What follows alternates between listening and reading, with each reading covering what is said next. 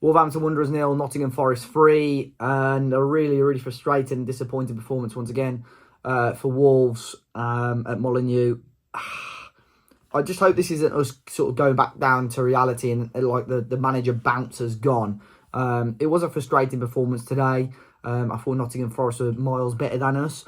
Do I think 3 goals or 3 goals to 0 flatters them? I think it does a little bit. But ultimately, we just didn't do enough to even threaten them throughout the game. I think we did some things quite well in the first half. Second half was just really poor. And I think in terms of the 90 minutes, it was absolutely perfect. And Nuno Espirito Santo, the former Wolves boss, probably could have planned that game out and it went exactly how he would have wanted and exactly how he planned, really. A little bit of a strange starting lineup for Wolves. Of course, we had to rotate. I've just got in, so I've not looked at any of Vitor Pereira's comments, but Semedo was out injured, Craig Dawson was out injured.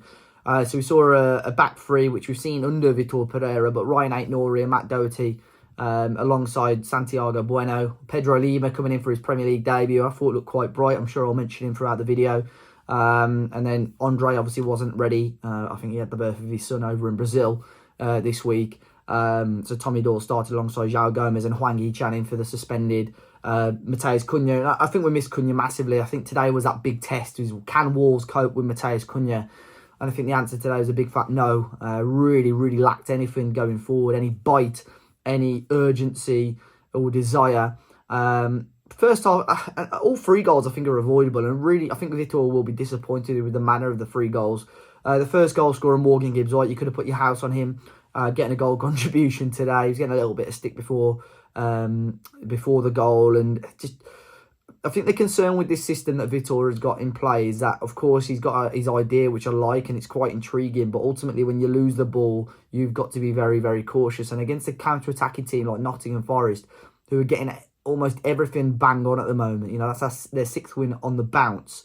You do have to be cautious, and they were so ruthless in front of goal on their counter-attacks. So you saw that Morgan just drives forward unchallenged, manages to play the ball onto the right-hand side. For me, if I'm being ultra critical without watching it again, I think Santi's got to get a bit closer to Morgan. I think it was so obvious that ball was going to come back to Morgan Gibbs-White, and it just wasn't quite close enough, and Morgan's able to get the shot away and give them a lead, and obviously give whatever stick that he wants to the Wolves fans. And the second goal was kind of similar, really. This time down our right-hand side, their left-hand side. I think Doc thinks he's offside, so he doesn't probably make enough effort to stop him. Maybe just take the booking, to be honest, at this point. But finds his way down that side a little bit too easily. And again, the ball into the area is the sort of cross we saw Wolves pull out in the second half 2 or 3 times. And we saw it against Spurs with Brennan Johnson, who scored a goal like that, just straight across the face of goal. And Brennan Johnson was there. Forest did it twice with Morgan and Chris Wood, whereas we had a couple of chances and no one was there. So it's something definitely I think Wolves do need to work on. But even going into half-time, I thought we created enough. There's some great half chances in the first half. Sells, the goalkeeper for Forest, had a fantastic game today. He's getting a lot of credit from the Forest fans. I think deservedly so. He was very good. Hwang possibly should have done a little bit better with his first chance in the first half. Jurgen Strand-Larsen had a header which was straight at Sells. I think anywhere else on target, and it's 1-1 at the time. So we did panic, and there was like a spell of 5 or 10 minutes where Wolves had 4 or 5 really good opportunities. Quite a threat down the right hand side. Pedro Lima was picking up some nice areas. He's got a phenomenal technique and whip on him, Pedro Lima. Not really been given the opportunity under Gary O'Neill. It'll be intriguing to see. You would expect maybe you'll see him at Bristol City in the Cup next week. We saw that in pre-season in America. One of the balls that he played for Rodrigo Gomez, I think it was against West Ham. So he's certainly got the quality, and we saw a good sort of 55, 60 minutes out of him today. Second half was really poor. And again, going back to what I said at the start of the video, it played out exactly how Nuno and Nottingham Forest would have wanted it to. They're a counter-attacking team. They can sit back, soak up all the pressure, and that's what they were doing. And Wolves just had no outlet today. No final ball, non-existent. It was centre-back to wing-back to winger. No option on and back again, and just a continuous cycle, which just didn't work in Wolves' favour whatsoever.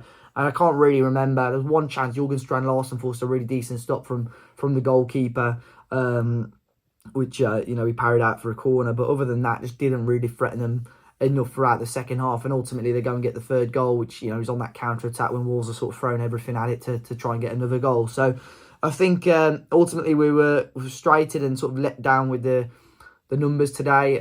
Look, we want to bolster the team in January, but ultimately you still have an element of luck with your fitness of your team. We've got 4 or 5 players out injured. Cunha suspended as well. You look at the state of the bench with some of the young lads that were on there today. I went into this game with a little bit of confidence because no disrespect to Forest. I mean, you look at our form against them historically since we came up and it was good.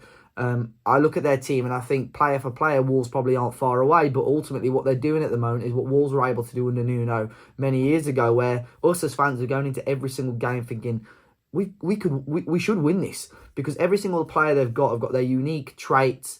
They're suited brilliantly to that system, and they're just doing their job flawlessly. Whereas Wolves at the moment, they've got great players, but for whatever reason, it's just not quite clicking. I think today might just hopefully it's a one-off. Like I said earlier, we can focus on the cup. Hopefully now between this game and the next Premier League game, we've got a bit of time to bring players in or get players back to fitness.